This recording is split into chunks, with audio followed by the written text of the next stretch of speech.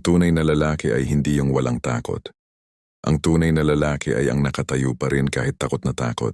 Isipin mo ito, nagpadala ka ng mensahe. Isang simpleng kumusta, tapos hinintay mo. 1 oras, 2 oras, kinabukasan. Walang sagot. Nakita mo pang nag-online siya. Nag-post pa nga ng kwento sa kanyang buhay.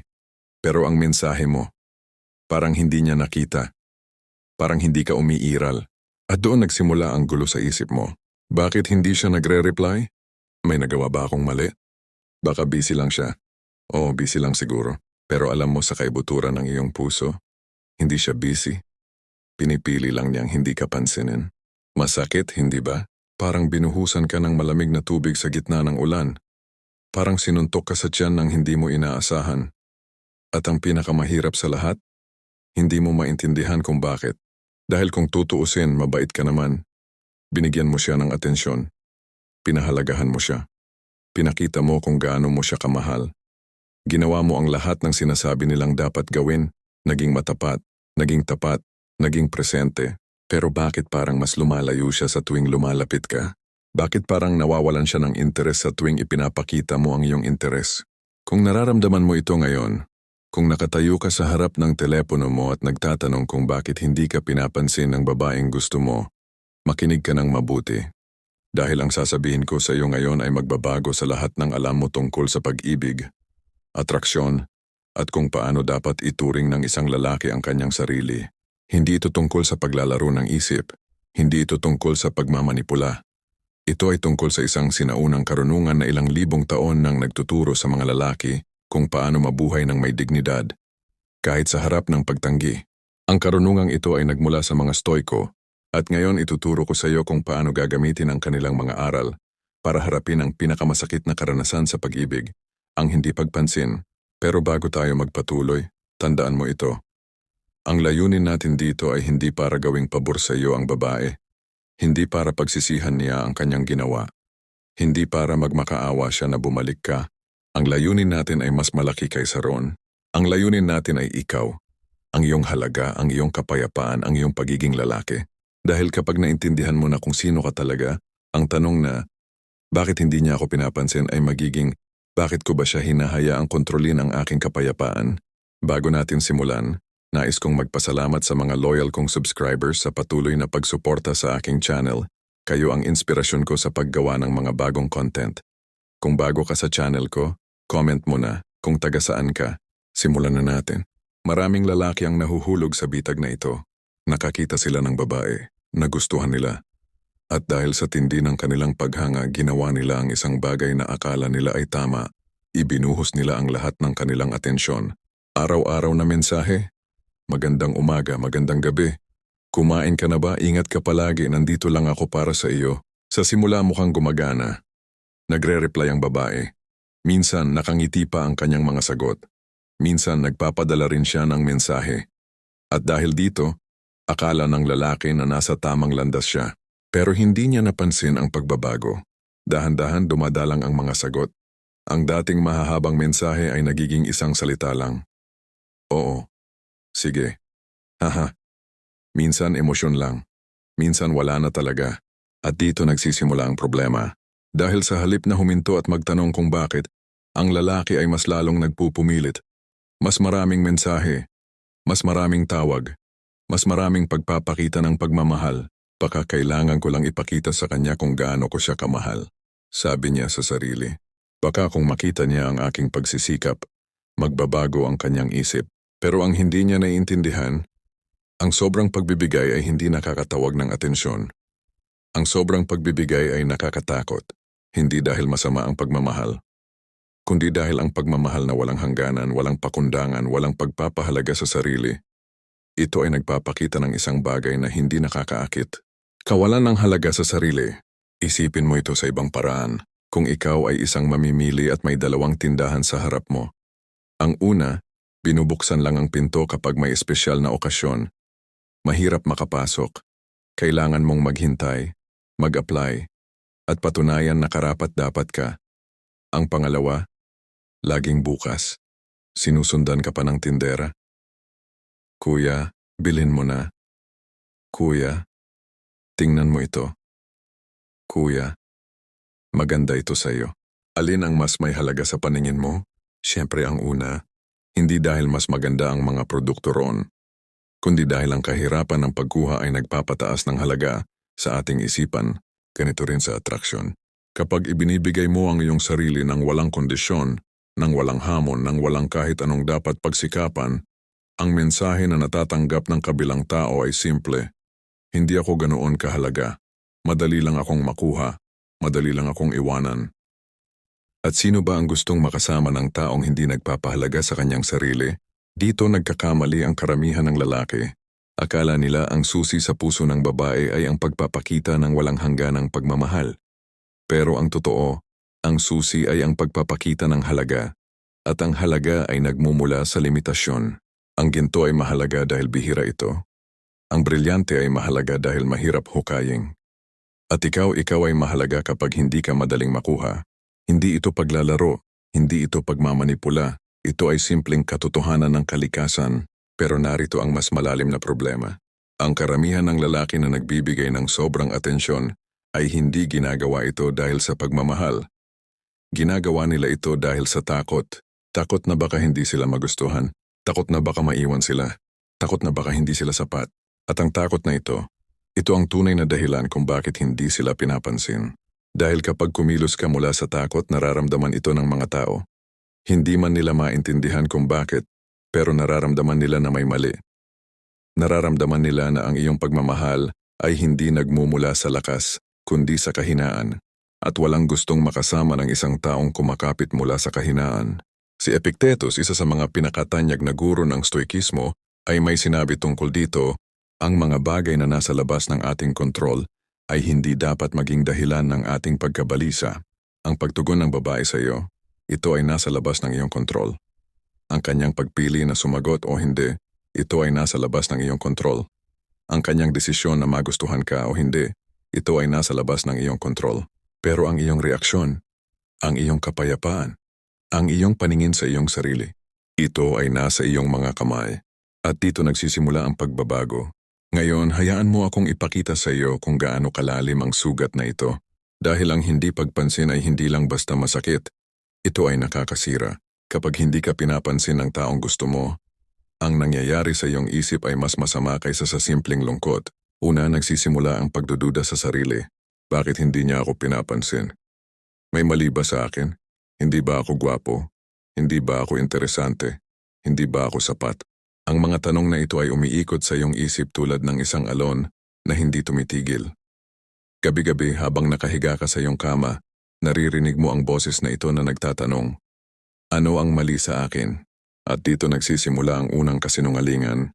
Nagsisimula kang maniwala na may problema sa iyo, na hindi ka karapat-dapat, na kung iba ka lang, mas gwapo, mas mayaman, mas nakakatawa, magiging iba ang lahat. Pero hindi ito totoo. Ang hindi pagpansin ay hindi patunay ng iyong kakulangan. Ito ay simpleng patunay na ang dalawang tao ay hindi nagkakatugma at iyon ay normal. Iyon ay bahagi ng buhay. Pero ang iyong isip ay hindi nakakaintindi nito. Ang iyong isip ay gumagawa ng mga kwento ng pagtanggi, ng hindi pagiging sapat, ng pagiging walang halaga. At ang mga kwentong ito ay nagiging mas totoo kaysa sa katotohanan mismo. Pangalawa, nagsisimula ang obsesyon. Hindi ka na makatulog nang hindi nag-iisip sa kanya. Hindi ka na makakain nang hindi naghihintay ng mensahe. Hindi ka na makagawa ng ibang bagay dahil ang isip mo ay nakakulong sa isang tanong. Kailan siya magre-reply? Ang telepono mo ay nagiging tulad ng isang bilangguan. Tuwing titignan mo ito at walang mensahe, parang sinusuntok ka ulit. Tuwing may notification at hindi galing sa kanya, parang binibigyan ka ng maling pag-asa. At ang pinakamalala, hindi mo na nakikita ang iyong sarili nang hiwalay sa kanya. Ang iyong kaligayahan ay nakasalalay sa kanyang sagot. Ang iyong kapayapaan ay nakasalalay sa kanyang atensyon. Ang iyong halaga ay nakasalalay sa kanyang pagkilala. Hindi ka na isang buo na tao. Ikaw ay nagiging isang alipin ng kanyang desisyon. Si Marcus Aurelius, ang pilosopong emperador ng Roma, ay nagsulat, nakakasira sa iyong kaluluwa ang pagiging alipin ng mga bagay na hindi mo kontrolado. At iyon mismo ang nangyayari sa iyo kapag hinayaan mong ang hindi pagpansin ng isang tao ay kontrolin ang iyong buhay. Pangatlo, nagsisimula ang desperasyon. Dahil sa tindi ng sakit, nagsisimula kang gumawa ng mga bagay na hindi mo gagawin kung malinaw ang iyong isip. Nagpapadala ka ng sunod-sunod na mensahe.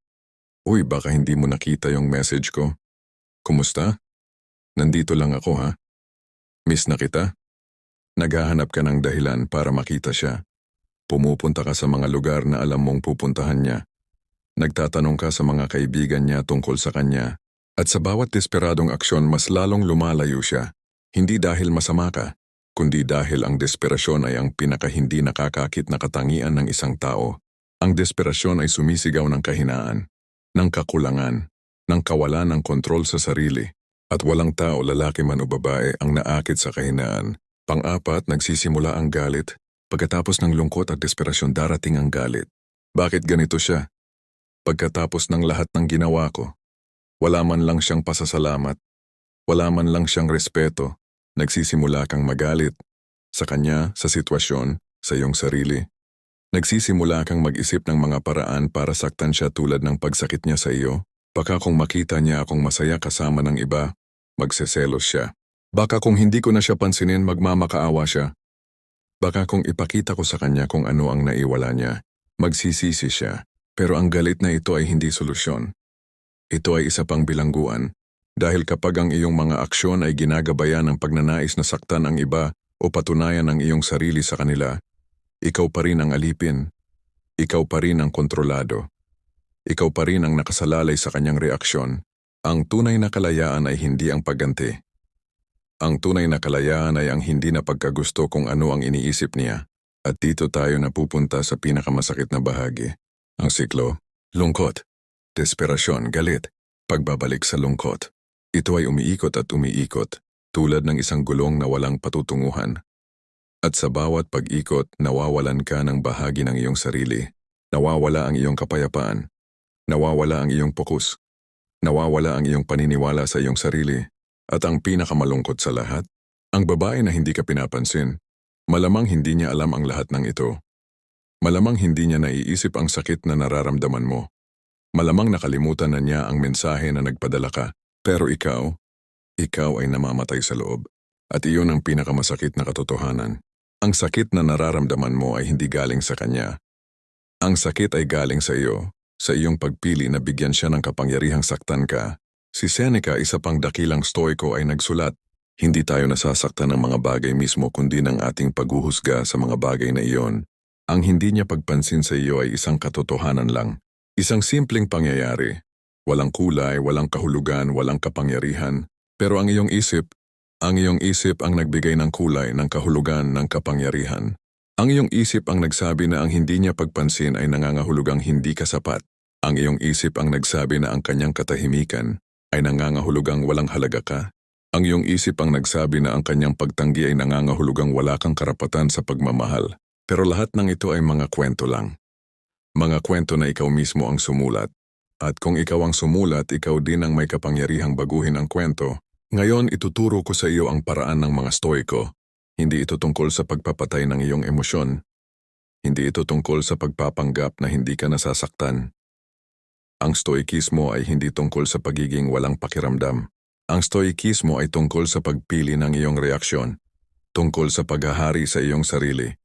Tungkol sa pagiging malaya sa loob, kahit kailanman. At narito ang mga konkretong hakbang na gagawin mo. Unang hakbang, tanggapin ang hindi mo kontrolado. Ito ang pundasyon ng lahat. Ang babae na gusto mo, ang kanyang isip, ang kanyang puso, ang kanyang mga desisyon, lahat ng ito ay nasa labas ng iyong kontrol. Hindi mo siya mapipilitang magustuhan ka. Hindi mo siya mapipilitang pansinin ka.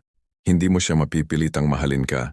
At ang patuloy na pagsubok na kontrolin ang hindi mo kontrolado, ito ang ugat ng lahat ng iyong paghihirap. Si Epictetus ay nagturo, mayroong mga bagay na nasa ating kapangyarihan at mayroong mga bagay na wala. Nasa ating kapangyarihan ang ating mga opinyon, ating mga hilig, ating mga pagnanasa, at ating mga pag-iwas. Sa madaling salita, lahat ng ating sariling gawa. Wala sa ating kapangyarihan ang ating katawan, ating ari-arian, ating reputasyon, at ating posisyon. Sa madaling salita, lahat ng hindi ating sariling gawa. Ang kanyang tugon sa iyo ay hindi mo gawa. Ang kanyang pagtingin sa iyo ay hindi mo gawa. Ang kanyang pagmamahal o kawalan nito ay hindi mo gawa, pero ang iyong karakter, ang iyong kapayapaan, ang iyong pagtingin sa iyong sarili, iyon ay ikaw, iyon ay nasa iyong mga kamay. Iyon ay ang tanging bagay na dapat mong pagtuunan ng pansin, kaya ngayon huminga ka ng malalim at sabihin mo sa iyong sarili, hindi ko kontrolado kung ano ang gagawin niya. Kontrolado ko lang kung ano ang gagawin ko. Ulitin mo ito hanggang maniwala ka. Pangalawang hakbang, itigil ang pagtakbo. Ito ang pinakamahirap na hakbang, pero ito rin ang pinakamahalaga. Itigil mo ang pagtakbo sa kanya. Hindi na magpapadala ng mensahe. Hindi na maghahanap ng dahilan para makita siya. Hindi na magtatanong sa mga kaibigan niya. Hindi na titingin sa kanyang mga larawan. Hindi na maghihintay ng kanyang sagot. Itigil mo lahat. Hindi ito paglalaro. Hindi ito taktika para makuha siya. Ito ay tungkol sa pagpapahalaga sa iyong sarili. Dahil isipin mo ito. Kung ang isang tao ay hindi sumasagot sa iyo, ano ang sinasabi nito? Sinasabi nito na sa ngayon, sa sandaling ito, hindi kanya pinipili. At iyon ay masakit, pero iyon din ay malinaw. Hindi mo kailangang hulaan. Hindi mo kailangang mag-isip ng mga dahilan. Hindi mo kailangang gumawa ng mga paliwanag para sa kanya. Ang kanyang katahimikan ay ang kanyang sagot. At ang tamang tugon sa pagtanggi ay hindi ang pagpupumilit. Ang tamang tugon ay ang pag-alis. Hindi dahil galit ka, hindi dahil gusto mong gumante, kundi dahil nagpapahalaga ka sa iyong sarili ng sapat para hindi ka magmakaawa ng atensyon na hindi ibinibigay ng malaya. Si Marcus Aurelius ay nagsulat, "Huwag kang kumilos na parang mabubuhay ka ng 1,000 taon. Ang kamatayan ay nakabitin sa ibabaw mo. Habang nabubuhay ka, habang nasa iyong kapangyarihan, maging mabuti. Ang buhay ay maikli, ang oras ay mahalaga, at ang bawat segundo na ginugugol mo sa pagtakbo sa taong hindi tumitingin sa iyo ay isang segundo na kinukuha mo mula sa iyong sarili. Kaya itigil mo ang pagtakbo. At simulan mong lumakad palayo hindi mula sa kanya, kundi patungo sa iyong sarili. Ikatlong hakbang, bumalik sa iyong buhay. Narito ang lihim na hindi alam ng karamihan. Ang pinakamatinding atraksyon ay nagmumula sa taong may sariling buhay. Hindi ang taong nag-aabang sa mensahe. Hindi ang taong walang ginawa kundi mag-isip sa iyo.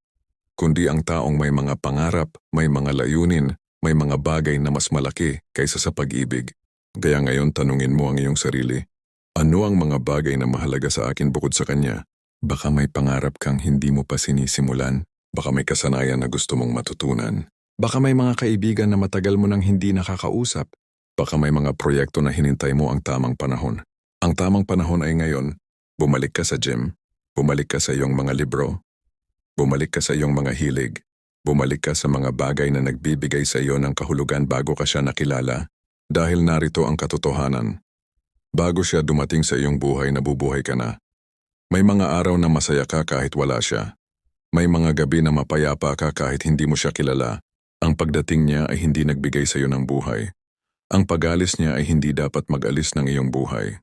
At kapag nakabalik ka na sa iyong sariling buhay, kapag nagkaroon ka na ulit ng mga bagay na mahalaga, mga bagay na nakakatuwang gawin, mga bagay na nagbibigay sa iyo ng direksyon, mangyayari ang isang kahangahangang bagay. Hindi ka na maghahanap ng kanyang atensyon. Hindi dahil nakalimutan mo siya, kundi dahil naaalala mo na kung sino ka bago siya. Ay ikaapat na hakbang. Unawain ang tunay na atraksyon. Ngayon, pag-usapan natin ang tungkol sa atraksyon. Dahil maraming lalaki ang may maling paniniwala tungkol dito, akala nila ang atraksyon ay tungkol sa pagiging gwapo, o mayaman, o matalino, o nakakatawa, pero ang mga ito ay mga bahagi lang, hindi ang buong larawan. Ang tunay na atraksyon, ang atraksyon na tumatagal na lumalalim na hindi madaling mamatay, ito ay nagmumula sa isang bagay na mas malalim, presensya ng sarili. Ito ang lalaking nakatayo sa gitna ng kwarto at alam niya kung sino siya. Hindi niya kailangan ng pagsang-ayon ng iba para maramdamang may halaga siya. Hindi niya kailangan ng pagmamahal ng iba para maramdamang karapat-dapat siya. Siya ay buo sa kanyang sarili. At ang ganitong lalaki, ito ang lalaki na nakakaakit, hindi dahil mayabang siya, hindi dahil suplado siya, kundi dahil ang kanyang kapayapaan ay nagmumula sa loob, hindi sa labas. Kapag nakita ng isang babae ang lalaking ito, may nangyayaring kakaiba. May nararamdaman siyang hindi niya kayang ipaliwanag. May hatak na hindi niya maintindihan. Dahil sa mundo ng mga lalaking desperado para sa atensyon, Ang lalaking hindi nangangailangan ng atensyon ay nag-iisa. At ngayon, pag-isipan mo ito. Ano ang itsura ng lalaking may presensya ng sarili? Hindi siya nagpapadala ng sunod-sunod na mensahe kapag walang sagot. Hindi siya naghahanap ng dahilan para makita ang babae. Hindi siya nagpapakita ng desperasyon o pangangailangan. Sa halip siya ay mapayapa. Siya ay nakasentro. Siya ay komportable sa kanyang sarili. Kasama man niya ang babae o hindi. Ito ang lalaking gusto mong maging. Hindi para makuha siya, kundi para sa iyo mismo. Ikalimang hakbang. Baguhin ang iyong pananaw sa pagtanggi. Narito ang isa pang malalim na aral ng stoikismo at pagtanggi ay hindi pagkatalo. Ang pagtanggi ay impormasyon. Kapag hindi ka pinapansin ng isang babae, hindi nito sinasabi na may mali sa iyo. Sinasabi nito na hindi kayo magkatugma at iyon ay mabuting bagay na malaman. Isipin mo kung nagpatuloy ka, kung nagmakaawa ka at pumayag siya, kung nagpumilit ka at sumang-ayon siya dahil sa pressure. Ano ba ang magiging resulta? Isang relasyon na hindi balanse. Isang relasyon kung saan ikaw ay laging nagbibigay at siya ay laging tumatanggap. Isang relasyon kung saan ikaw ay laging natatakot na baka umalis siya at siya ay laging may kapangyarihan. Iyon ba ang gusto mo? Siyempre hindi. Kaya ang kanyang pagtanggi, kahit masakit sa ngayon, ay nagliligtas sa iyo mula sa isang masamang kinabukasan. Si Seneca ay nagsulat, ang mga bagay na tila masamang pangyayari ay kadalasang mga pagkakataon na nagkakalat ng mga biyaya. Ang pagtanggi na ito ay isang biyaya. Nagbigay ito sa iyo ng impormasyon na kailangan mo. Nagbigay ito sa iyo ng pagkakataon na maghanap ng tamang tao. Nagbigay ito sa iyo ng panahon para ayusin ang iyong sarili. Kaya sa halip na itanong ang, bakit hindi niya ako pinapansin? Itanong mo ang, para kanino ako pinipigilan? Baka may mas maganda pang naghihintay. Baka may mas tamang tao na darating. Baka ang pagtanggi na ito ay ang daan patungo sa isang bagay na mas maganda. Hindi mo alam ang kinabukasan. Pero maaari kang magtiwala na ang buhay ay may mga plano na hindi mo pa nakikita. Ika-6 na hakbang. Alagaan ang iyong sarili. Ito ang madalas na nakakalimutan ng mga lalaki. Sa lakas ng pagnanais na maging karapat-dapat sa mata ng iba, nakakalimutan nilang alagaan ang kanilang sarili. Pero pakinggan mo ito. Hindi ka makakapagmahal ng maayos kung hindi mo mahal ang iyong sarili. Hindi ka makakapagbigay ng maayos kung walang laman ang iyong sisidlan. Kaya ngayon, tanungin mo ang iyong sarili. Paano ko alagaan ang aking sarili? Kumakain ba ako ng maayos? Natutulog ba ako ng sapat? Nag-i-ehersisyo ba ako? May mga bagay ba akong ginagawa para sa aking kasiyahan? Hindi para sa pagsang-ayon ng iba? Ang pag-aalaga sa sarili ay hindi kahambugan. Ito ay pangangailangan. Dahil kapag malusog ka, katawan, isip at kaluluwa, nagkakaroon ka ng kakayahang harapin ang anumang hamon na darating. Kabilang na ang pagtanggi. Ang lalaking alagado ay hindi madaling masira. Ang lalaking malakas ay hindi madaling tumba. At ang kalakasan na ito ay hindi tungkol sa mga kalamnan. Ito ay tungkol sa pundasyon. Pundasyon ng kalusugan, ng kapayapaan, ng pagpapahalaga sa sarili. Kaya simulan mo ngayon. Uminom ng tubig, matulog ng maaga, bumangon ng maaga, mag-ehersisyo, kumain ng tama. Gawin mo ang mga simpleng bagay na nagpapalakas sa iyo. Dahil kapag malakas ka, wala nang pagtanggi na makakabasag sa iyo. Ika-7 hakbang. Maghintay ng walang inaasahan. Ngayon, pag-usapan natin ang tungkol sa paghihintay. Dahil pagkatapos mong gawin ang lahat ng ito, pagkatapos mong itigil ang pagtakbo, bumalik sa iyong buhay, at alagaan ang iyong sarili, maaaring magtanong ka, at saka ano, babalik ba siya? At narito ang sagot ng Stoiko, hindi mahalaga. Hindi mahalaga kung babalik siya o hindi. Hindi mahalaga kung magbabago ang isip niya o hindi. Hindi mahalaga kung makikita niya ang pagbabago sa iyo o hindi. Dahil ang lahat ng ito ay nasa labas ng iyong kontrol. Ang nasa kontrol mo ay ang iyong paglalakbay, ang iyong paglago, ang iyong pagbabago. At kung gawin mo ang mga ito para sa tamang dahilan, hindi para makuha siya, kundi para sa iyong sarili, magiging malaya ka anuman ang mangyari. Si Marcus Aurelius ay nagsulat, gawin mo ang dapat mong gawin. Ang lahat ng iba pa ay hindi mo kontrol. Gawin mo ang dapat mong gawin. Alagaan mo ang iyong sarili. Buuin mo ang iyong buhay. Maging ang pinakamahusay na bersyon ng iyong sarili. At saka, maghintay ka pero maghintay ka ng walang inaasahan. Hindi ka naghihintay na bumalik siya. Naghihintay ka sa kung ano ang ibibigay ng buhay sa iyo at handang tanggapin ito, ano man iyon. Ito ang tunay na kalayaan. Ang kakayahang maghintay ng walang pagkaalipin sa resulta. Ikawalong hakbang. Tanggapin ang posibilidad ng pagkawala. Ito ang huling hakbang at ang pinakamahalaga. Tanggapin mo na maaaring hindi na siya bumalik. Tanggapin mo na maaaring tapos na ang inyong kwento. Tanggapin mo na ang pagkakataon na gusto mo ay maaaring hindi na dumating. Hindi ito pesimismo. Ito ay katotohanan. Dahil ang buhay ay hindi garantisado, ang pagmamahal ay hindi garantisado, ang mga tao ay dumarating at umaalis, at walang sino man ang may karapatan sa presensya ng iba. Pero narito ang kagandahan ng pagtanggap. Kapag tinanggap mo na ang pagkawala, wala ka nang ikakatakot. Wala na kang ikakatakot sa kanyang pagtanggi. Dahil tinanggap mo na ito, wala na kang ikakatakot sa kanyang pag-alis dahil tinanggap mo na ito. Wala na kang ikakatakot sa pagiging mag-isa dahil natutunan mo nang yakapin ito. At kapag wala ka ng takot, nagkakaroon ka ng kapangyarihan. Hindi kapangyarihan sa kanya, kundi kapangyarihan sa iyong sarili. Kapangyarihan na lumakad palayo ng may dignidad. Kapangyarihan na tanggapin ang sakit ng hindi nasisira. Kapangyarihan na magpatuloy sa buhay kahit masakit. Si Seneca ay nagsulat, ang taong natutong mamatay ay natutong maging malaya. Wala nang kapangyarihan sa kanya ang pangaalipin.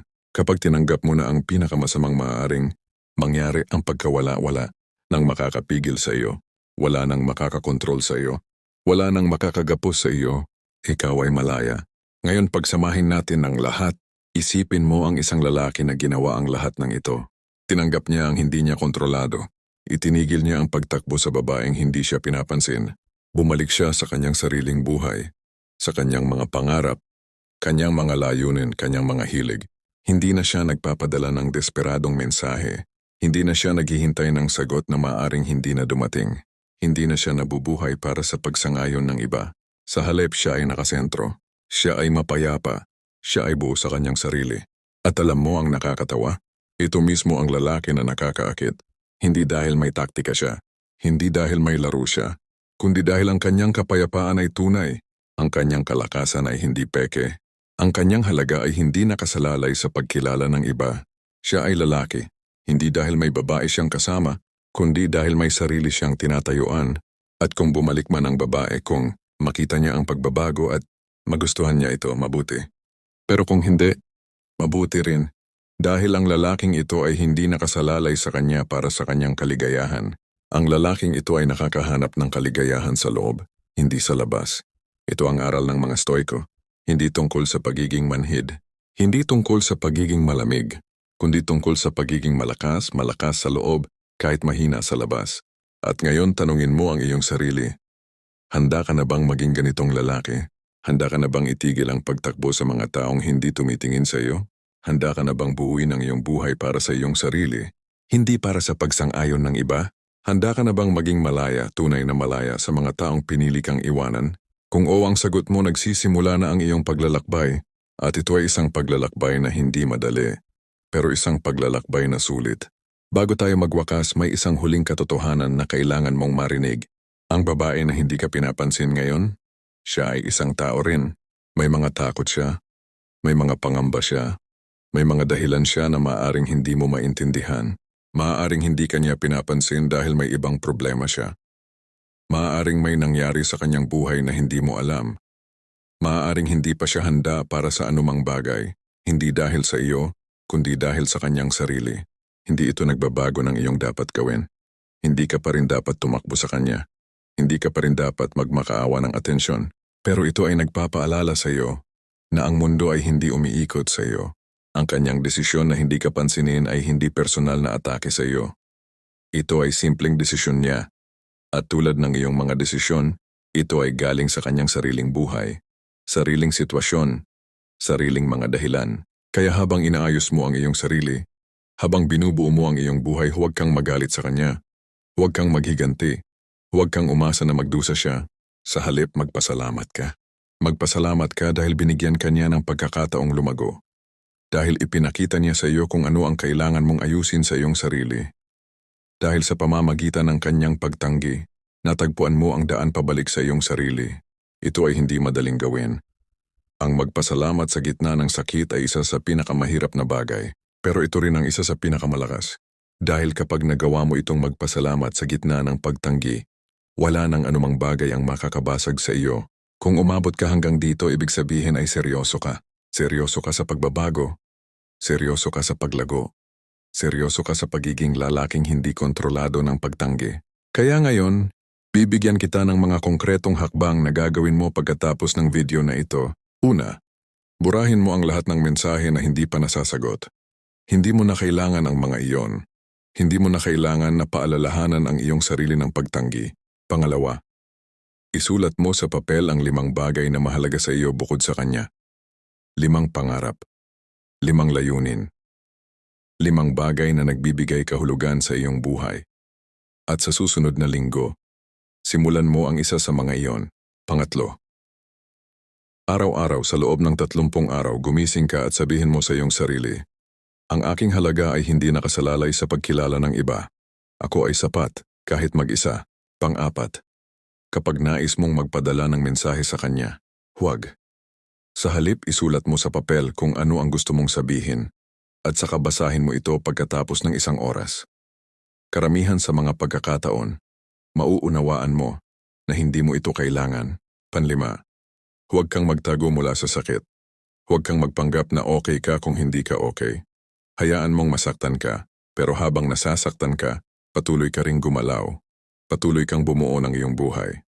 Ito ang paraan ng mga Stoiko, hindi pagtakas mula sa sakit, kundi paglalakad kasama ng sakit at pagkatagpo ng kalakasan sa kabila nito.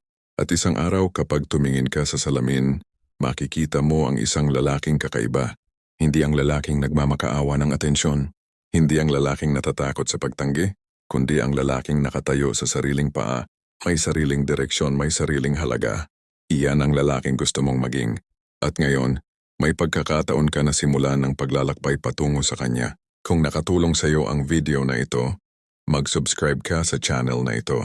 May marami pang mga aral na darating, mga aral na magbabago sa paraan ng iyong pakikitungo sa buhay, sa pag-ibig at sa iyong sarili. Mag-iwan ka rin ng komento. Sabihin mo sa akin kung ano ang iyong karanasan. Sabihin mo sa akin kung ano ang natutunan mo. Dahil tayong lahat ay nagdaraan sa parehong mga hamon at tayong lahat ay makakatulong sa isa't isa. Hanggang sa susunod, maging malakas ka, maging mapayapa ka, maging stoiko. Bago tayo tuluyang magpaalam, nais kung ibahagi sa iyo ang ilang mahahalagang pagninilay na makakatulong sa iyong paglalakbay, ang kwento ni Epictetus. Alam mo ba kung sino si Epictetus? Siya ay isang alipin. Literal na alipin sa sinaunang Roma. Walang kalayaan, walang karapatan, walang kontrol sa kanyang sariling buhay. Pero sa kabila ng lahat ng ito, siya ay naging isa sa pinakatanyag na guro ng pilosopiya sa kasaysayan. Paano niya nagawa ito? Dahil sa kabila ng pagkaalipin ng kanyang katawan, hindi niya hinayaang maalipin ang kanyang isip. Sinabi niya, maaring maging alipin ang aking katawan, pero ang aking isip ay laging malaya. At ang garal na nais kong iwan sa iyo. Maaring hindi ka pinapansin ng babae na gusto mo. Maaring tinatanggihan ka ng mga taong hinangaan mo. Maaring hindi pumapansin ang mundo sa iyong pagsisikap, pero ang iyong isip, ang iyong paningin sa iyong sarili, ang iyong kapayapaan, ang iyong kalayaan sa loob, ito ay hindi kailanman maaring kunin ng sinuman. Maliban kung ikaw mismo ang magbigay. Sa bawat gabi bago ka matulog, may isang tanong na dapat mong itanong sa iyong sarili. Hindi ito nag-reply na ba siya? Hindi ito nakita na ba niya ang mensahe ko? Hindi ito may pagkakataon pa ba ako? Ang tanong ay ito, naging lalaki ba ako ngayon na ikinararangal ko? Dahil sa huli, iyon lang ang mahalaga. Hindi kung sino ang nagmahal sa iyo. Hindi kung sino ang pumili sa iyo. Hindi kung sino ang nagbigay sa iyo ng atensyon. Kundi kung sino ka naging sa harap ng lahat ng ito. Naging lalaki ka ba na tumayo kahit masakit? Naging lalaki ka ba na nagpatuloy kahit mahirap? Naging lalaki ka ba na nagpahalaga sa sarili kahit walang ibang nagpapahalaga? Kung oo ang sagot, magpahinga ka ng mapayapa.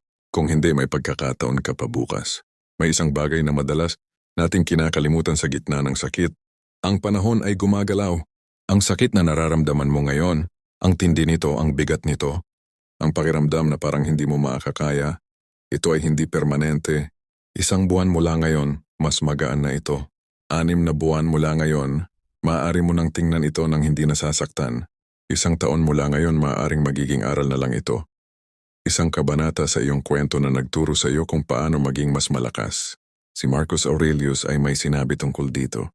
Ang panahon ay isang ilog ng mga pangyayaring dumadaan. Bago pa man lumitaw ng buo ang isang bagay, tinangay na ito at iba na ang dumarating. Ang sakit na ito ay dadaan. Tulad ng lahat ng bagay dadaan ito. Ang tanong ay, ano ang maiiwan sa iyo pagkatapos? Kung pipiliin mong maging desperado, maging galit, maging puno ng sama ng loob, ito ang maiiwanan sa iyo. Pero kung pipiliin mong lumago, matuto, at maging mas malakas, ito naman ang maiiwanan. Ikaw ang pipili. Gusto kong ibahagi sa iyo ang isang obserbasyon. Sa buong buhay ko may mga nakilala akong lalaki na parang hindi naaapektuhan ng pagtanggi. Mga lalaki na kahit tanggihan, kahit iwanan, kahit hindi pansinin, sila ay nanatiling matatag, nanatiling mapayapa, nanatiling buo. At naisip ko noon, ano ang sekreto nila? Ngayon naiintindihan ko na. Hindi dahil hindi sila nasasaktan din sila tulad ng lahat. Hindi dahil walang pakialam, may pakialam din sila. Ang pagkakaiba ay ito. Hindi nila ipinapaubaya ang kanilang kapayapaan sa mga kamay ng ibang tao. Ang kanilang halaga ay hindi galing sa pagtanggap ng iba. Ang kanilang kasiyahan ay hindi galing sa atensyon ng iba. Ang kanilang kapayapaan ay hindi galing sa pagmamahal ng iba. Lahat ng ito ay galing sa loob. At dahil galing sa loob, walang sino mang makakaagaw. Ito ang lalaki na gusto mong maging. Ito ang kalakasan na hinahanap mo. At nagsisimula ito sa isang simpleng desisyon. Ang desisyon na ang iyong halaga ay ikaw lang ang magdedesisyon. Kaya ngayon nag-iiwan ako sa iyo ng paanyaya. Hindi ito pamilit, hindi ito utos, ito ay simpleng imbitasyon. Simulan mo ngayon ang paglalakbay patungo sa kalayaan. Simulan mo ngayon ang pagbuo ng buhay na hindi nakasalalay sa pagtanggap ng iba. Simulan mo ngayon ang pagiging lalaki na hindi kontrolado ng pagtanggi, kundi ang lalaki na nakatayo sa sarili niyang halaga, anuman ang sabihin ng mundo. Ito ay hindi madali. May mga araw na gusto mong bumalik sa dati. May mga gabi na gusto mong magpadala ng mensahe. May mga sandali na ang sakit ay parang hindi makakaya. Pero sa bawat sandaling pipiliin mong tumayo, lumalaki ka. At isang araw kapag tumingin ka sa salamin, makikilala mo na ang lalaki na lagi mong nais maging. Salamat sa pakikinig. Salamat sa pagbibigay ng iyong oras at atensyon sa mga aral na ito. Alam ko na hindi madali ang sitwasyon mo ngayon. Alam ko na masakit. Alam ko na may mga gabi na gusto mo na lang sumuko. Pero huwag kang susuko. Dahil ang sakit na ito ang nagtuturo sa iyo. Ito ang naghuhubog sa iyo. Ito ang gumagawa sa iyo ng lalaking magiging ikaw bukas. At ang lalaking iyon, ang lalaking lalabas mula sa apoy na ito, siya ay magiging hindi malilimutan. Hindi dahil walang nagtanggi sa kanya, kundi dahil sa kabila ng lahat ng pagtanggi, nanatili siyang nakatayo, maging lalaking katulad nun. At simulan mo ngayon. Huwag kalimutang mag-subscribe at i-like ang video na ito kung nakatulong sa iyo. Mag-iwan ng komento tungkol sa iyong karanasan, tulong tayo sa isa't isa sa paglalakbay na ito. Hanggang sa muli, maging stoiko.